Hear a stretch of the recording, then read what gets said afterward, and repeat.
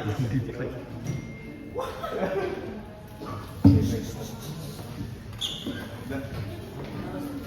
saya Muhammad Zainal Malaysia Akhiran Rizki 08.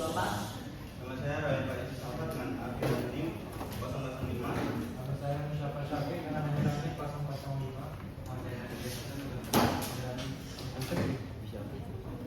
Selanjutnya kita buat ke pembahasan. Dulu materi yang pertama yaitu teknik mengutip langsung dan bicara langsung yang akan disampaikan oleh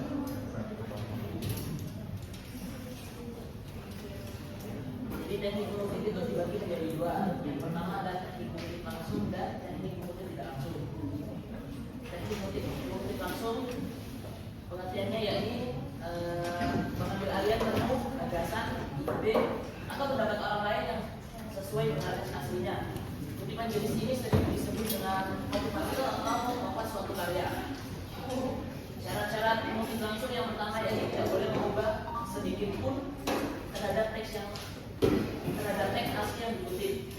Jadi harus sama persis dengan kutipan dari penulis tersebut, tidak boleh diubah-ubah sama sekali.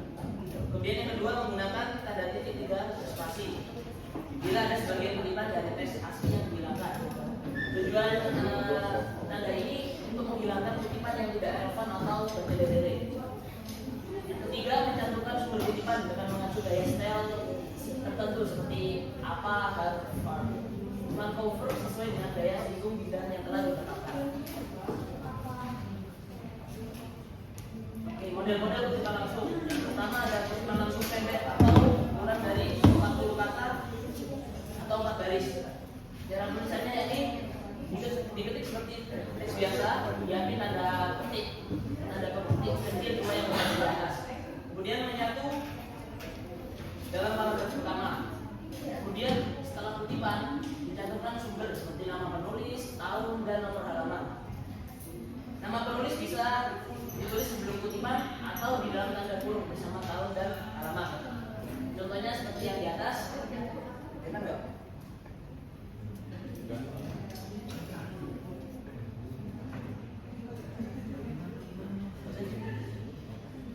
Jadi yang atas itu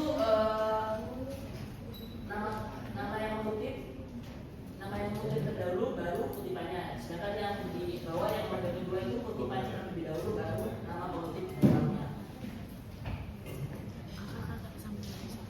Kemudian yang kedua ada kutipan langsung panjang atau lebih dari 40 kata atau 4 baris. Cara penulisannya yakni tidak wajib memakai tanda petik.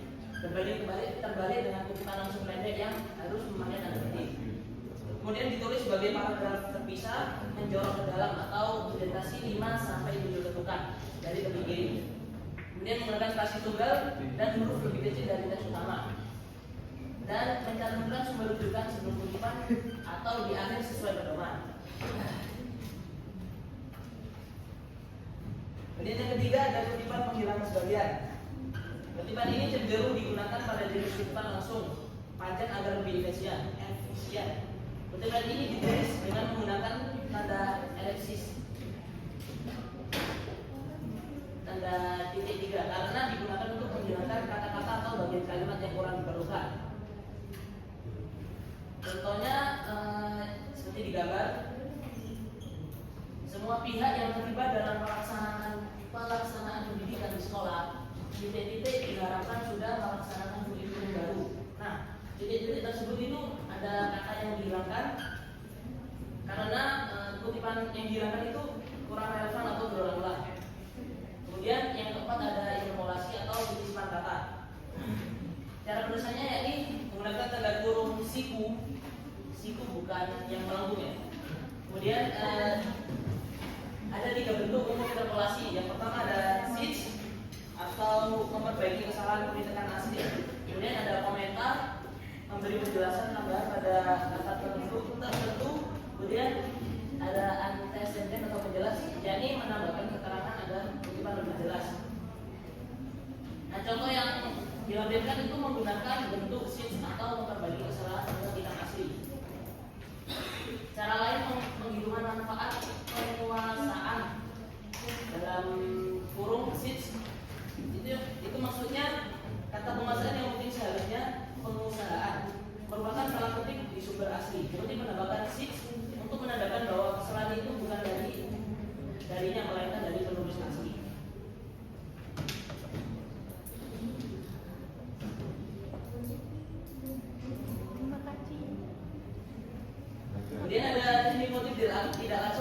Kemudiannya ini mengambil alih ide gagasan karya orang lain dengan cara mengubah ke dalam bahasa motif atau motif tidak langsung sama dengan parafrase.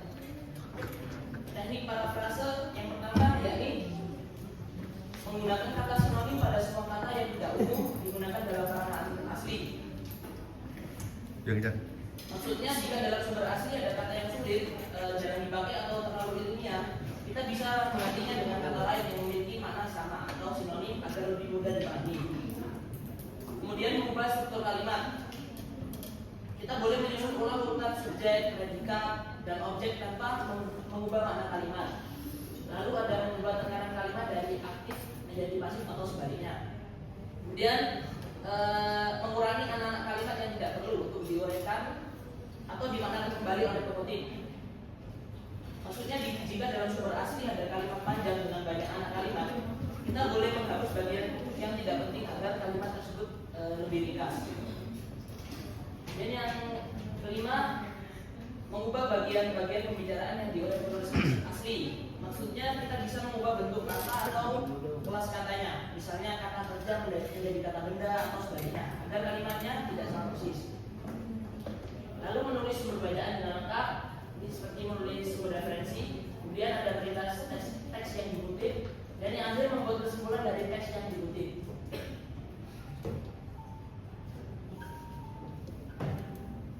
Kemudian ada aturan-aturan kutipan tidak langsung.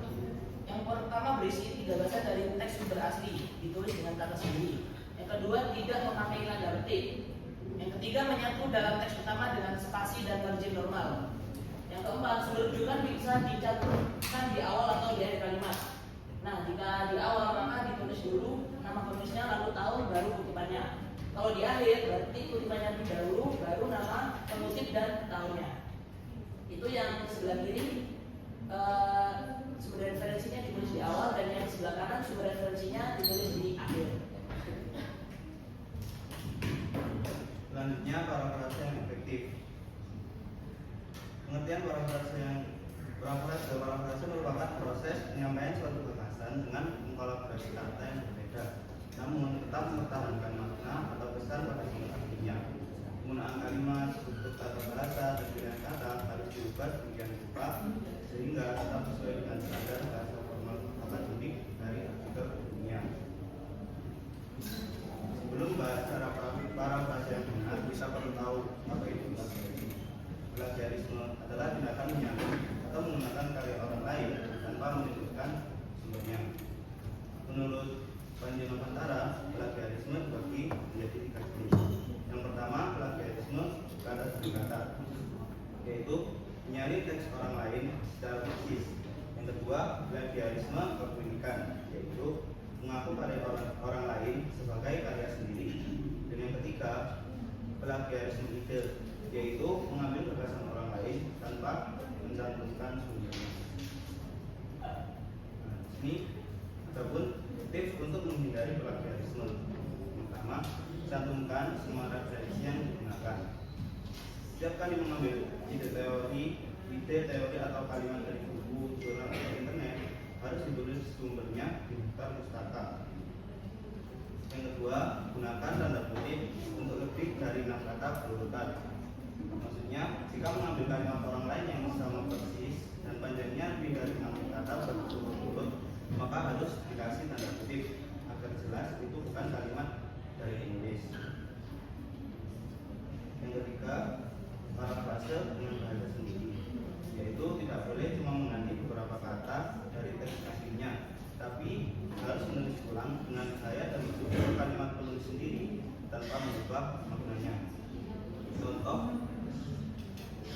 Contoh misal dari kalimat asli, pendidikan karakter penting untuk membentuk generasi berintegritas.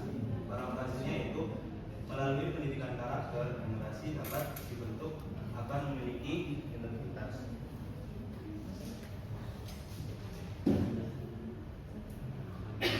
Adapun langkah-langkah parafrase yang efektif, berikut adalah 6 langkah untuk parafrase yang benar. Yang pertama, baca dan pahami teks sumber dengan baik. Yang kedua, singkirkan teks asli agar fokus menulis dengan cara sendiri. tulis ulang bagian pertama. Yang keempat, buat daftar kata kunci untuk membantu ingatan. Yang kelima, cek apakah semua batasan penting sudah tercantum. Yang keenam, cantumkan sumber referensi untuk memudahkan penulisan dalam pustaka. Adapun contoh parafrase diambil dari kalimat asli. Pendidikan karakter sangat penting untuk membentuk generasi yang berintegritas dan bertanggung jawab. Contoh parafrase yang salah, pendidikan karakter sangat perlu untuk menciptakan generasi yang punya integritas dan bertanggung jawab. Kenapa kalimat ini salah? Karena cuma mengganti beberapa kata seperti penting menjadi perlu dan untuk menjadi menciptakan. Struktur dan urutan katanya masih terlalu mirip dan terlalu mirip dengan sumber aslinya. Jadi ini termasuk plagiarisme. Adapun contoh yang benar, generasi yang memiliki integritas dan rasa tanggung jawab dapat dibentuk melalui pendidikan karakter. Kalimat ini dianggap parafrase yang benar karena susunan kalimatnya sudah diubah, tapi maknanya tetap sama dengan sumber asli. Jadi bukan hanya mengganti kata, tapi juga mengubah struktur kalimatnya. Manfaat parafrase. Yang pertama, parafrase bisa mencegah plagiarisme. Dengan menulis ulang menggunakan bahasa kita sendiri, maka kita tidak menyandung kalimat orang lain secara langsung. Jadi tulisan kita akan orisinil dan aman dari plagiarisme. Manfaat yang kedua, parafrase membantu meningkatkan pemahaman. Sebelum kita menulis ulang dengan kata sendiri, kita harus benar-benar paham isi teks aslinya dulu. Jadi otomatis kemampuan analisis kita harus ditingkatkan. Manfaat yang ketiga, parafrase mempermudah membaca. Kadang tulisan akademik dari sumber aslinya terlalu berat atau rumit. Nah, dengan parafrase kita bisa menyampaikan dengan bahasa yang lebih ringan dan mudah dipahami. Manfaat yang terakhir yaitu parafrase bisa mengembangkan keterampilan karena kita belajar memilih kata, mengatur struktur kalimat, dan memperkaya kata saat menulis ulang. Oke, selanjutnya sistem referensi. Pembahasan yang pertama mengenai definisi dari sistem referensi. Sistem referensi dalam karya tulis ilmiah adalah aturan atau cara penyusunan daftar pustaka dan citasi yang digunakan untuk menunjukkan sumber dari ide, teori, data, atau kutipan yang dipakai dalam tulisan. Menurut Keraf dalam bukunya Zulfarina Zakia dan kawan-kawan, yang dimaksud dengan bibliografi atau daftar pustaka adalah sebuah daftar yang berisi judul buku, artikel, dan bahan penerbit lainnya yang mempunyai pertalian dengan sebuah karangan atau sebagian dari karangan yang telah dijelaskan. Pembahasan yang kedua yaitu mengenai petunjuk umum penulisan daftar pustaka. Cara menyusun daftar pustaka sangat beragam, tergantung pada jenis bahan referensi yang dikutip. Hal penting yang harus dicantumkan yaitu pengarang, judul, dan data-data publikasi. Ini ada 6 petunjuk umum penulisan daftar pustaka menurut Doris Keraf. Yang pertama yaitu daftar pustaka diletakkan pada bagian akhir karya tulis di halaman tersendiri. Yang kedua, daftar pustaka tidak diberi nomor urut. Yang ketiga, nama penulis ditulis urut secara alfabet setelah nama itu dibalik. Yang keempat, setiap sumber bacaan ditulis dengan jarak spasi rapat. Yang kelima, jarak antar sumber bacaan yang satu dengan yang lainnya ditulis dengan jarak 2 spasi. Dan yang terakhir yaitu baris pertama dimulai dengan margin kiri, baris kedua dan seterusnya dari tiap sumber harus dimasukkan ke dalam sebanyak 3 atau 4 barisan. Dan pembahasan yang ketiga yaitu mengenai jenis style daftar pustaka. Style yang pertama yaitu ada APA style atau American Psychological Association. Style ini umumnya dipakai dalam bidang psikologi, pendidikan, ekonomi, dan ilmu sosial. Contohnya bisa dilihat di slide ya. Yang kedua ada MLA Style atau Modern Language Association. Style ini banyak dipakai dalam bidang sastra, seni, dan humaniora. Yang ketiga ada Chicago Style atau biasa disebut dengan Turabian Style. Style ini sering digunakan dalam sejarah, filsafat, dan ilmu humaniora lainnya. Yang keempat ada Harvard Style, yaitu style yang banyak dipakai di bidang ekonomi, bisnis, dan ilmu sosial. Dan style yang terakhir yaitu Vancouver Style. Style ini sering dipakai di bidang kedokteran dan ilmu kesehatan. Style ini nomor urutnya digunakan sesuai citasi dalam teks. Dan pembahasan yang kelima yaitu mengenai penulisan daftar pustaka. Berikut ini adalah contoh penulisan daftar pustaka secara umum menurut Zulfarina. Contoh pertama yaitu dari sumber artikel dalam jurnal dengan rumus nama belakang, nama depan, tahun terbit, judul artikel, judul jurnal, dan nomor halaman. Contoh sumber yang kedua yaitu dari buku dengan rumus penulisan daftar pustaka, nama pengarang, tahun terbit, judul buku, tempat terbit, dan nama penerbit. Contoh sumber yang ketiga dari artikel atau makalah dalam seminar, rules proceeding atau lokal karya. Rumusnya nama pengarang, tahun terbit, judul artikel, dalam nama editor, judul publikasi atau nama pertemuan ilmiah atau keduanya. Tempat pertemuan, tanggal pertemuan, tempat terbit, nama penerbit dan halaman artikel. Contoh sumber yang keempat itu dari skripsi, tesis atau disertasi dengan rumus nama pengarang, tahun terbit, judul, jenis publikasi, tempat institusi, dan juga halaman. Yang contoh sumber kelima dari surat kabar atau majalah. Nah, dari surat kabar atau majalah ini dibagi dua ya, ada dengan pengarang dan tanpa pengarang. Kalau dengan pengarang itu dengan rumus nama belakang, inisial pengarang, tahun, bulan, tanggal, judul artikel, nama surat kabar atau majalah dan link artikel tersebut. Yang tanpa pengarang itu cukup dengan judul artikel, tahun, bulan, tanggal, nama surat kabar atau majalah dan link artikel atau majalah. Selanjutnya ada penggunaan tools dari tools itu adalah aplikasi atau perangkat digital yang diciptakan untuk membantu menyelesaikan tugas kita melalui dia baik dan lain dia adalah rekomendasi karena yang membantu peneliti suaranya gede. Minta tolong. berulang ya. Ya. Selanjutnya ada penggunaan tools mendelay. Lanjut. Jadi apa itu tools?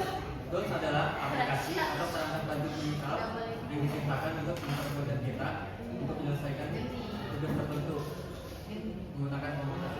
Jadi selanjutnya tools yang akan kita fokuskan penggunaannya adalah mendelay. Selanjutnya mendelay adalah perangkat tentang manajemen referensi dan jaringan sosial akademisi gratis yang membantu peneliti, mahasiswa dan akademisi untuk mengelola presentasi, menyusun daftar pustaka secara otomatis dan berkolaborasi dengan orang lain secara daring. Mendelay terdiri dari dua versi, mendelay desktop dan mendelay reference manager. Perbedaan utamanya adalah mendelay reference manager. Jika kalian menggunakan Microsoft Word di bawah tahun 2016, kalian tidak bisa menggunakan mendelay reference manager. Selanjutnya ada keunggulan mendelay. Yang pertama, mendelay dapat mengurutkan karya ilmiah otomatis berdasarkan penulis, judul, tahun, dan penerbit. Kedua, mendelay dapat memudahkan pencarian tulisan di berbagai jurnal, buku, atau sumber lain. Ketiga, mendelay dapat menampilkan detail file secara otomatis. Dan yang keempat, mendelay dapat mensinkronisasi online antara aplikasi desktop dan akun mendelay web. Dan yang terakhir adalah mendelay dapat fitur web importer yang memungkinkan untuk mendapatkan file tanpa terlalu muncul. Selanjutnya kami akan menunjukkan tutorial secara langsung mulai dari instalasi mendelay sampai penggunaan fitur utamanya seperti musik dan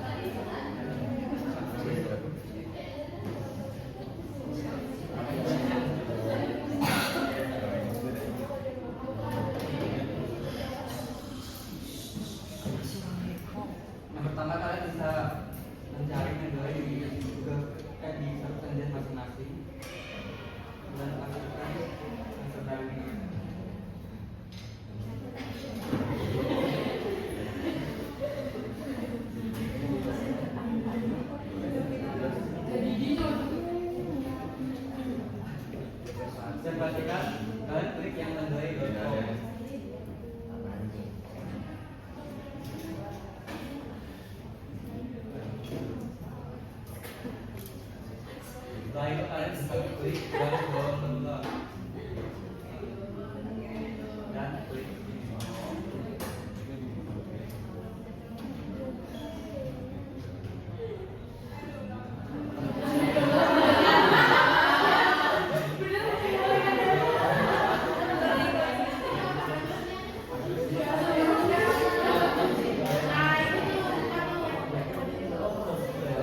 Jika kalian sudah mendownload, kalian bisa klik ini,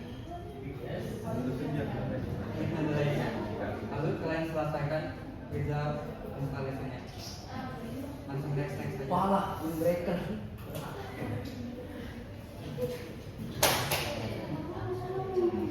Ya gitu deh pokoknya next.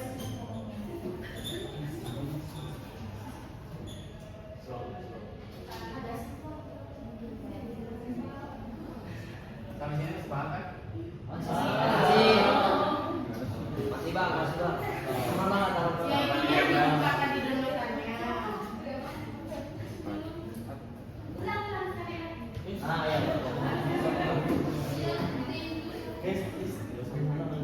Nanti aja ini ada di TikTok ada.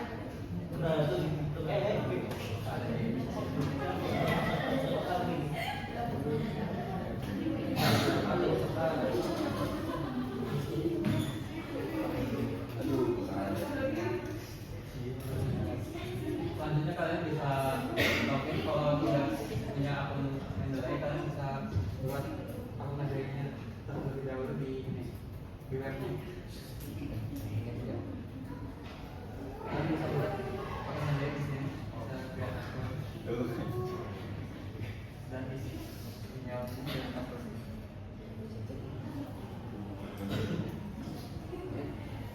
Kalau sudah punya kalian bisa sign in aja nanti.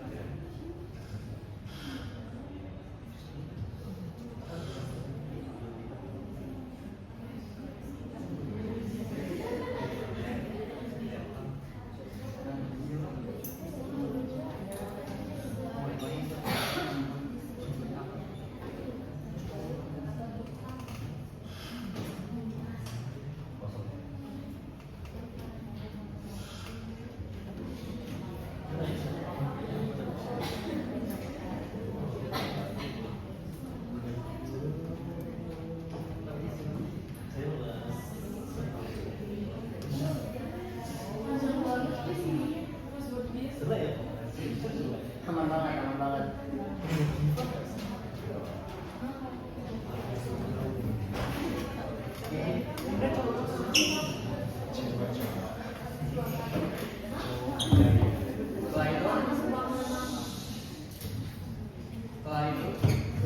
Setelah kalian selesai ini, kalian bisa mendownload install Mendeley Site for Microsoft agar terkoneksi dengan Microsoft-nya.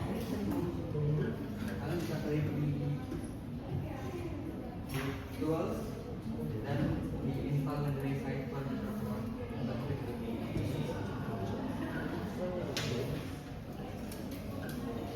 kalian bisa mencet edit langsung saja dan informasi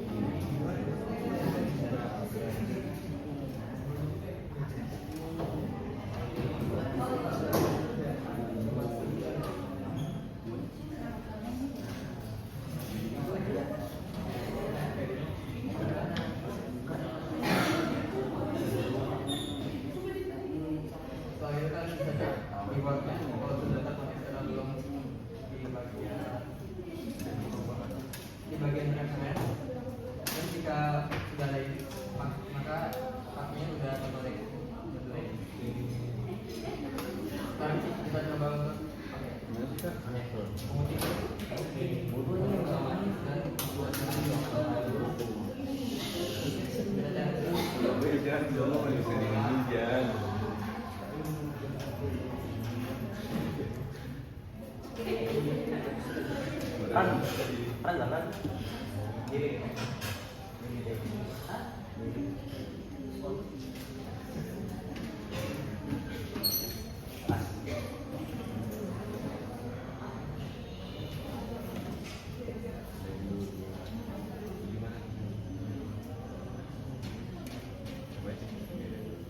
Kita asal copy paste aja.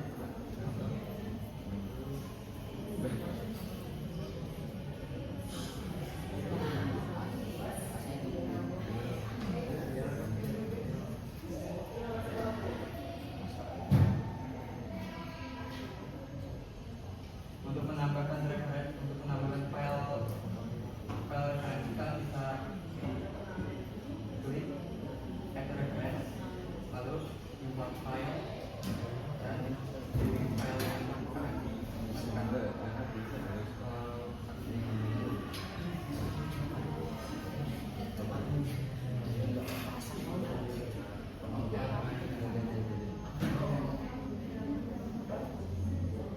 Sekarang kita coba copy dan kasih kutipan secara otomatis.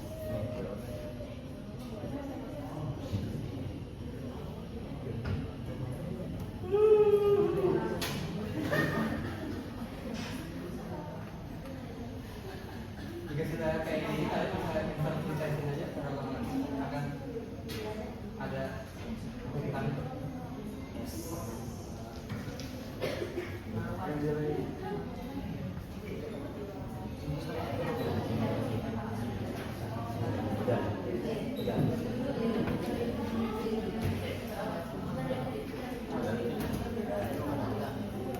Lagu viral tren.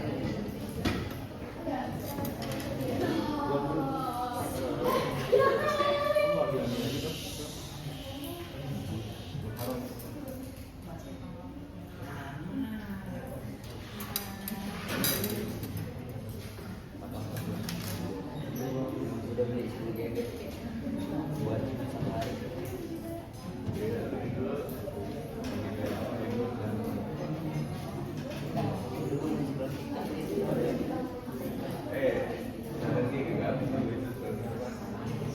Apa buat sih?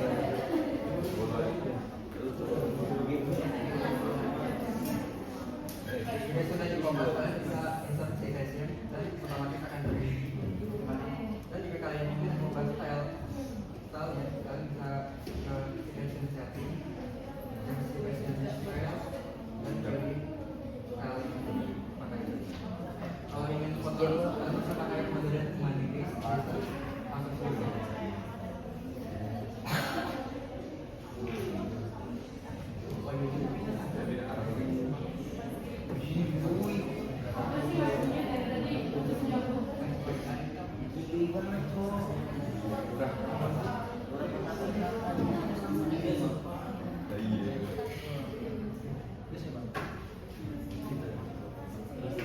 Mohon maaf, ini adalah teknis baik-baik. Agak salah gitu.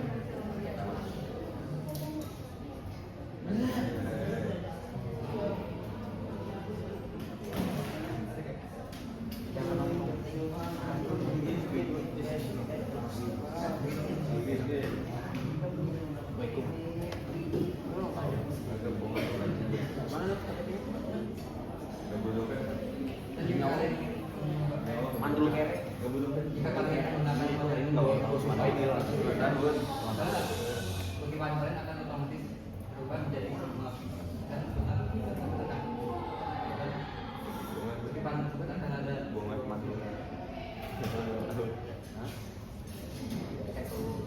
dan jika kalian ingin membuat daftar pustaka secara otomatis, kalian bisa klik tiga titik ini dan insert biblioteca. Dan lalu otomatis akan ada daftar pustakanya. Dan videonya bisa sama di sini.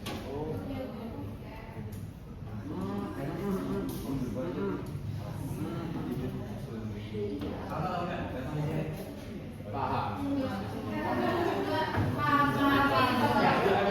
Paham, paham. Paham, paham, paham. Paham. Paham, paham, paham. Mungkin yang nggak paham nanti setelah kelas dibikin lagi. Siap, siap, siap, siap. Aman banget, aman banget, aman banget. Yuk, kalian ada. Jangan nunggu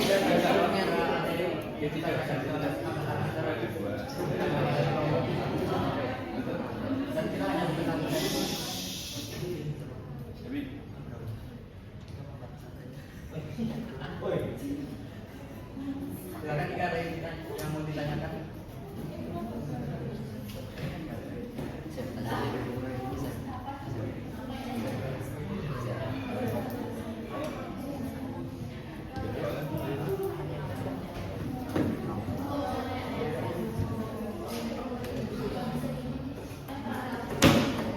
Oke, silakan Mas Ferdian. mampus. Mampus tuh. Bercanda bang, bercanda bang.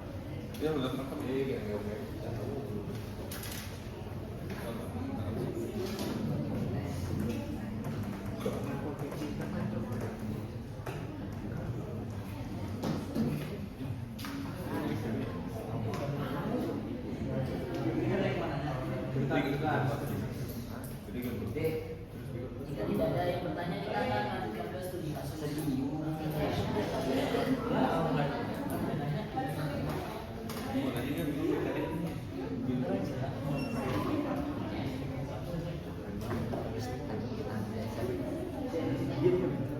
Diam. Apa itu?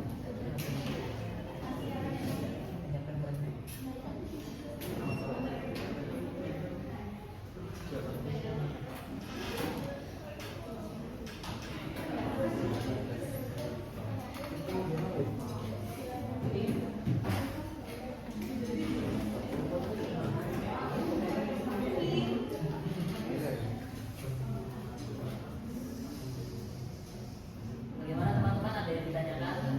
Sebentar kak, sebentar. Mas, Sam. Ferdian, silakan. Perkenalkan saya Septian Ramadan dari kelompok 1 ingin bertanya.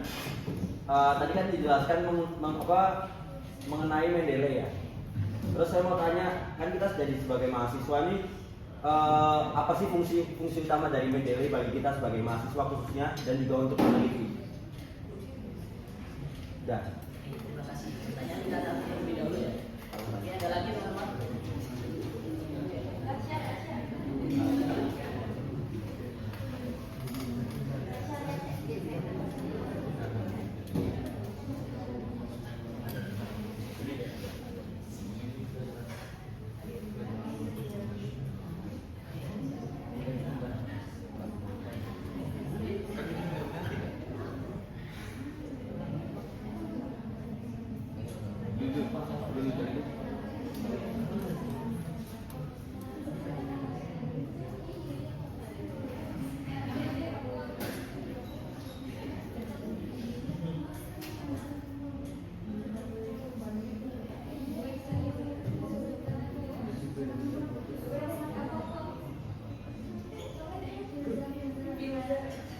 Oke, silakan. Perkenalkan, nama saya Fiuza dari kelompok 10. Dari kelompok 10 mau bertanya kalau misalkan buat kita sekali pakai aplikasi. Silakan ulang-ulang. Kalau mau kita harus pakai aplikasi, nggak bisa buat sendiri kan?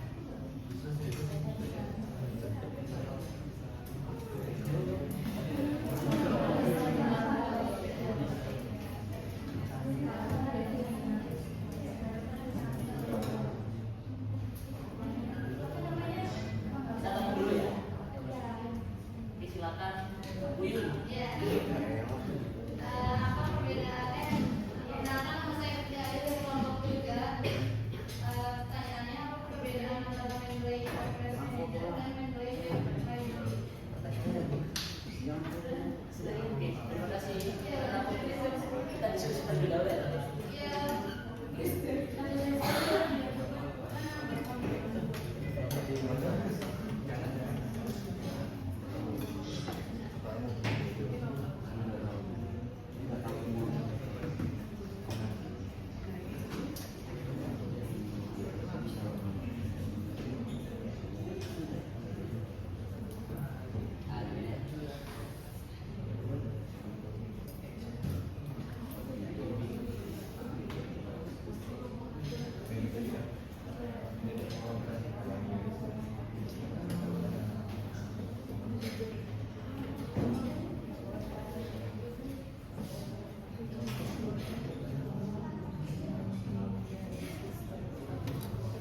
Pak. Siap. Kok ini izin rekaman kok Pak sih? Izin rekaman kok.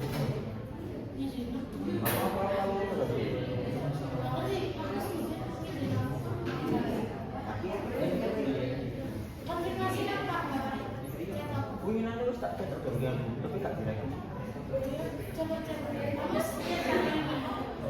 Surat juga nih. Woi. Tidak di. Lu agama apa tuh Mas? Ada sih. Hah? Ada. Itu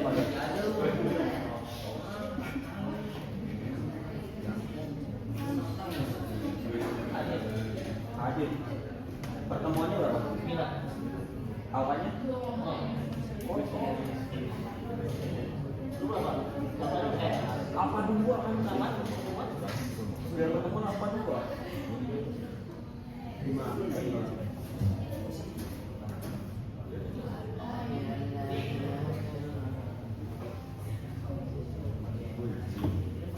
Konfirmasi aja. Hah? Konfirmasi aja. Kita sebenarnya Ada sekarang apa? pas dulu nggak ada Kemarin hari Senin tuh ada Senin. Enggak ada kan? Ada 30 website ini. Ya sih. nggak Ada. Ya kok. Ya.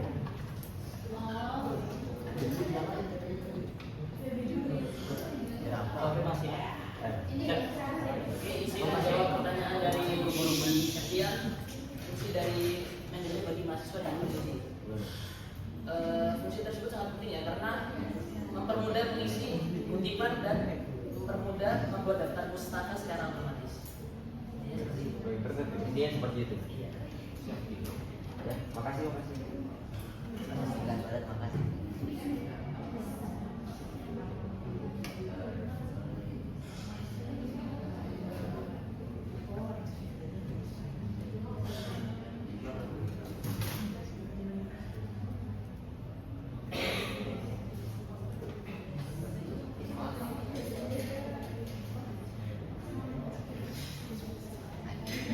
Menjawab pertanyaan kita tadi, dari pertanyaannya itu apakah pembuatan daftar pustaka tanpa lokasi itu bisa tanpa menggunakan Mendeley?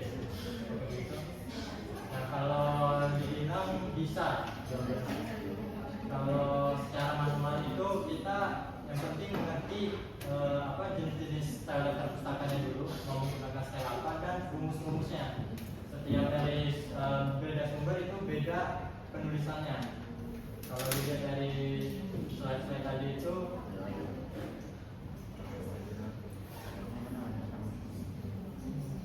nah kalau contoh dari sumber buku dan sumber artikel itu kan berbeda rumusnya. Kalau kita paham, itu bisa ditulis secara manual. Asalkan mengerti. Tapi lebih baik disarankan itu menggunakan tools Mendeley atau tools Word yang ada di Word ya. Itu selain mempermudah juga data-data kemungkinan kesalahan dalam bentuk data itu ini dibanding kita secara manual. Jadi lebih baik menggunakan tools. Apa menjawab?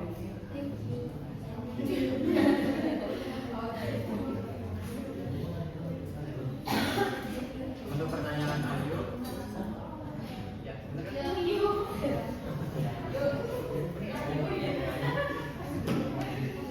perbedaan desktop dan referensi Mendeley ya. Jadi perbedaannya itu Mendeley desktop bisa dipakai untuk support kapan aja versinya. Tapi kalau Mendeley reference manager, jika kamu menggunakan support di bawah tahun 2016, kamu tidak bisa menggunakan Mendeley reference manager karena tidak sempat gitu.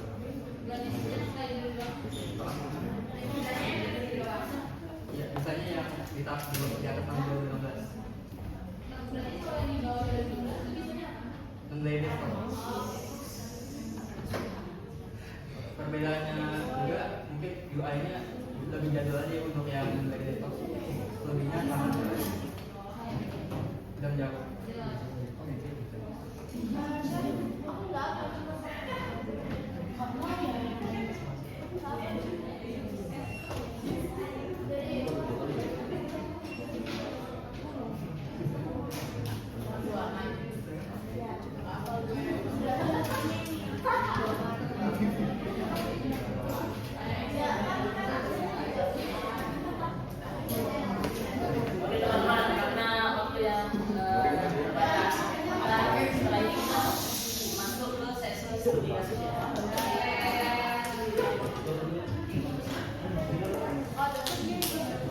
Untuk bagian kelompoknya seperti biasa, dua baris dibuat satu kelompok.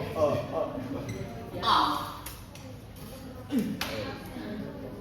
Yang paling depan Andin sama Nala bisa bergabung ke kelompoknya Sultan. Champion. Sabit the champion. The king of Angel. The king of 3 points. Stephen Sari. Stephen Tunjang.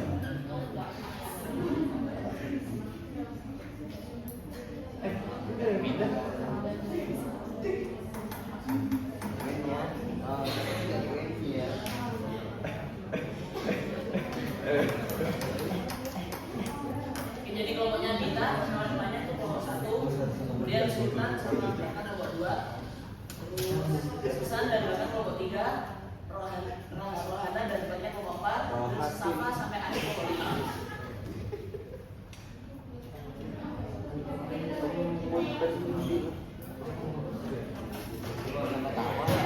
Kira gue kan di pos. Kabar, Lu nonton? Oh, ya, jangan bisa. Itu jadi kasusnya seperti ini, ada satu cerita dan pertanyaannya diulang 3 soal. Untuk kelompok pertama menjawab soal nomor 1, kemudian kelompok ketiga menjawab soal nomor 2 dan kelompok kelima menjawab soal nomor 3. Kelompok 6. Bingung. Kelompok 2 nanti menambahkan penjelasan soal pertama. Kelompok 4 kita kok menambahkan Apa sih? Tahu kita ada.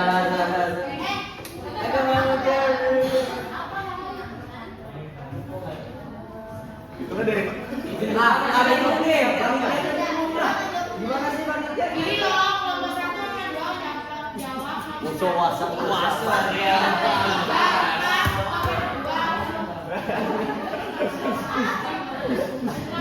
Oh iya, gitu ya. lagi ya. Kelompok yang pertama dan kelompok yang kedua itu menjawab nomor 1. Kelompok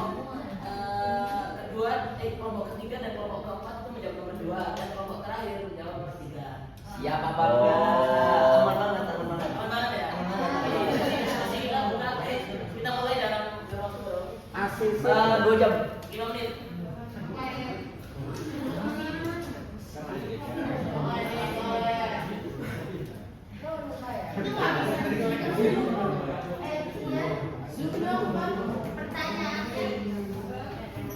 Kita mau siapa sih? kelompok 3. Goblok.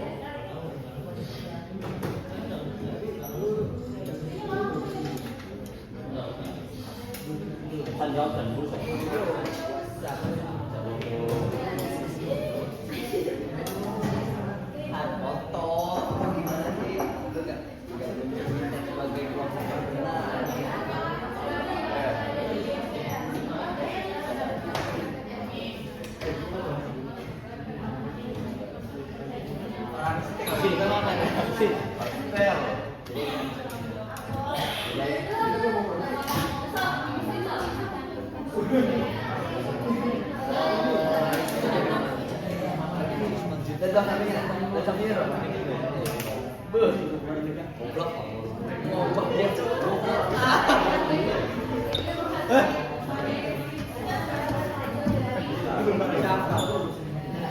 Gimana lagi? Kita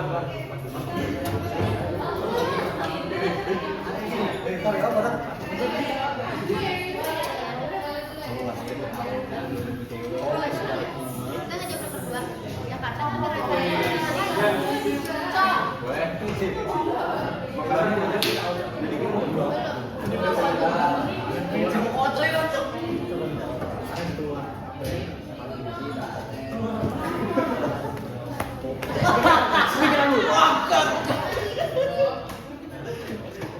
Assalamualaikum dua. Sono tekan dulu. Si maksudnya kan bisa. Maksudnya belum. Orang internet.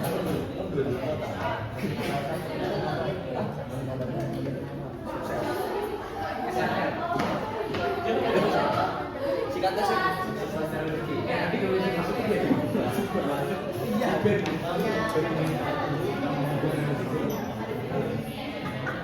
Kamu belajar di mana sih? Kenapa? Bukan SPB, kesempatan bagi Enggak. Astagfirullah.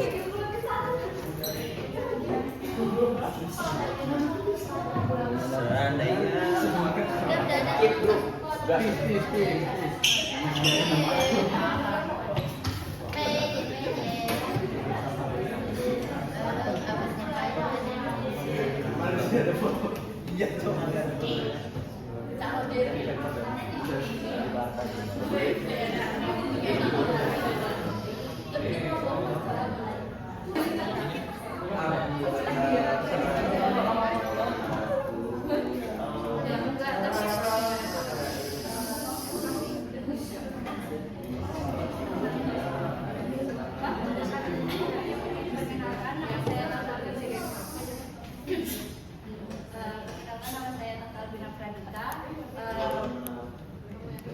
Jadi menurut kelompok kami, kesalahan yang dilakukan Rani yaitu tidak mencantumkan sumber rujukan atau referensi dari kalimat yang ia parafrase. Meskipun Rani sudah melakukan parafrase, tetapi ia tetap mengambil ide atau gagasan dari sumber lain. Tindakan yang dilakukan Rani ini dianggap melakukan plagiarisme tidak langsung karena mengambil ide orang lain tanpa memberikan pengakuan terhadap penulis aslinya. Tuh. Oke, terima kasih. Selanjutnya kelompok Sultan bisa menjawab, menyanggah atau menanggapi. Baik, perkenalkan nama saya Sultan Tasya Rapadana. Menurut kelompok kami menanggapi dari kelompoknya Pradita itu sama saja itu kesalahannya Rani yakni dia plagiarisme. Meskipun kita sudah parafrase judulnya, kan kita harus tetap menyantumkan kutipan agar tidak terjadi plagiarisme karena kita harus menghargai maupun menyantumkan karya orang lain dan juga menunjukkan sumbernya. Maka hal itu harus kita lakukan, yaitu menulis kutipan. Sekian, terima kasih.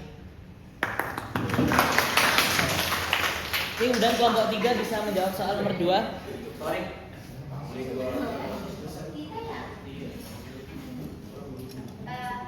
Perkenalkan, nama saya Asisan, perwakilan dari kelompok 3. Menurut kami, kenapa tetap penting untuk mencantumkan sumbernya? Karena itu menunjukkan penghargaan kepada penulisnya. Terus menghindari plagiarisme. Karena dengan kayak gitu tuh kita juga meskipun sudah dirubah, tapi tetap harus menghindari itu. Terus selanjutnya memberi kesempatan bagi pembaca untuk menelusuri sumber aslinya. Karena kalau hal gitu kita nggak tahu siapa yang penulis aslinya, seperti itu. Terima kasih. Oke, selanjutnya kelompoknya Rohana ingin menambahkan atau menyanggah.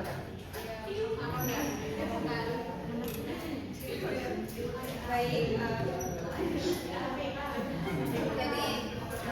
saya juga cerita dari kelompok 4. Nah, berdasarkan hasil diskusi kami mengambil kesimpulan jadi berdasarkan kelompok 3. Nah, jadi mengapa mencantumkan sumber kembali meskipun kutipan sudah diubah ke dalam bahasa sendiri? Nah, karena bisa mempertanggungjawabkan tulisan, menghargai penulis dan juga agar tidak dicap plagiarisme. Terima kasih. Terima kasih. Oke, selanjutnya kelompoknya Syafa bisa menjawab soal nomor 3.